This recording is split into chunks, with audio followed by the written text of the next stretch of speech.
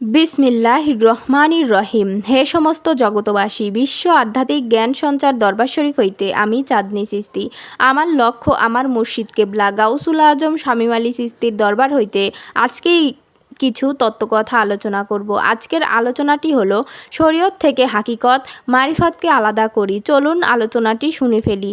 সর্বপ্রথম কালেমা দিয়া শুরু করিলাম। কালেমার শব্দের অর্থ হলো ঈমান। 5টি কালেমার মধ্যে কোন কালেমাটি ফরজে গণ্য হইয়াছে? কালেমায়ে ইমানে মুফাসসাল। আগে জানব পরে মানব। কালেমায়ে ইমানে মুফাসসাল ফরজে গণ্য করা হলো কেন? কালেমায়ে ইমানে মুফাসসাল হলো বিস্তারিত বিশ্বাস, অর্থাৎ দেখিয়া শুনিয়া বিশ্বাস করা।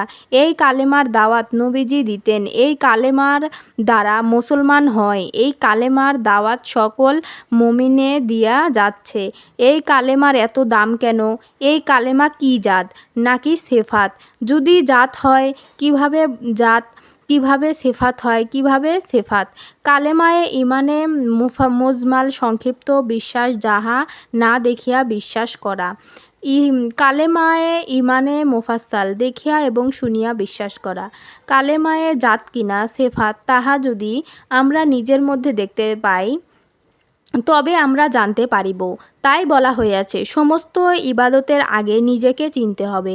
মান আরাফা নাফসাহু ফাকাতারা রাব্বাহু, অর্থাৎ যে নিজেকে চিনিতে পারে সে তার রবকেও চিনিতে পারে। আমরা যদি সর্বপ্রথম নিজেকে চিনতে পারি তবে কালেমা জাত কিনা সিফাত তাহা আমরা চেনা জানা হইয়া যাইবে। তাই আমি দাওয়াত দেব কালেমার।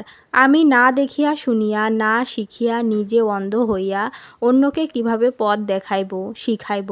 কালেমা শাহাদাত এ বলিয়া থাকি, আমি সাক্ষ্য দিতেছি হযরত মুহাম্মদ সাল্লাল্লাহু আলাইহি সাল্লাম আল্লাহর প্রেরিত বান্দা ও রাসূল।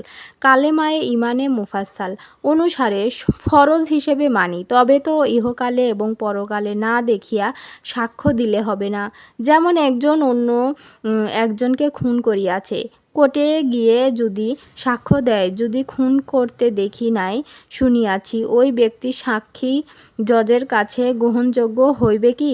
কখনোই তা হবে না। ঠিক তেমন করে হযরত মুহাম্মদ সাল্লাল্লাহু আলাইহি সাল্লামকে না দেখিয়া সাক্ষ্য দিলেও আল্লাহ তাআলার কাছে গণ্য হবে না। কোনো ব্যক্তি যদি বলে আমি হযরত মুহাম্মদ সাল্লাল্লাহু আলাইহি সাল্লামকে দেখেছি, তাহলে আমি তার কাছে জানতে চাইব তিনি যে রাসূল সাল্লাল্লাহু আলাইহি সাল্লামকে পরিচয় করে দিল। যদি বলা হয় জিবরাইল ফেরেশতায়, তাহলে মানা যাবে না। এই জন্য তিনি যে জিবরাইল তার কি প্রমাণ আছে? এই জন্য বলা হয় নবীজির কাছে যেমন সাহাবাগণ বায়াত হয়েছিল, হযরত মুহাম্মদ সাল্লাল্লাহু আলাইহি সাল্লাম আউলিয়া তাদের হাতে যদি কেউ হাত রাখে, সেই হাতটি হবে আমি নবীর হাত, আর নবীর হাতটি হবে আল্লাহ তাআলার হাত। তখন নিজ মুর্শিদ যদি আমাকে পরিচয় করিয়ে দেয় তবেই বিশ্বাস করব। মুর্শিদ রূপ শয়তান ধরিতে পারে না। এই জন্য মুর্শিদের হাতটি হয় নবীর হাত। স্বয়ং মুর্শিদ যদি আমাকে পরিচয় করিয়া দেয় তিনি শেষ নবী এবং তিনি এই রূপেই ছিলেন 1400 বছর আগে। যদি কোনো দিন নবীজিকে নাও দেখি, সে নিজ মুর্শিদকে দেখলেই নবীজিকে দেখা হইয়া যায়। এই কথাটি বহু হাদিস দলিলে পাওয়া যায় এবং আমার জীবনে অনেক প্রমাণ হইয়া গিয়াছে।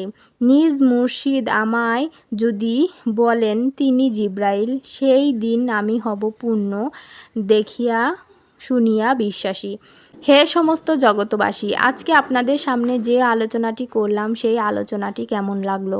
যদি ভালো লেগে থাকে অবশ্যই আমার এই চ্যানেলটি সাবস্ক্রাইব করে পাশে থাকবেন। সামনে আরও ভালো ভালো আলোচনা পেয়ে যাবেন। সর্বশেষ সকলের চরণে হাত রাখিয়া একটা কথাই বলতে চাই, আল্লাহ গোপনেরও গোপন। সেই গোপনকে পাইতে হলে অবশ্যই একজন কামেল মুর্শিদের কাছে যাইয়া বায়াত গ্রহণ করুন। বায়াত গ্রহণের মাধ্যমে আল্লাহকে লাভ করুন। সকলে সুস্থ থাকবেন, ভালো থাকবেন। আল্লাহ হাফেজ।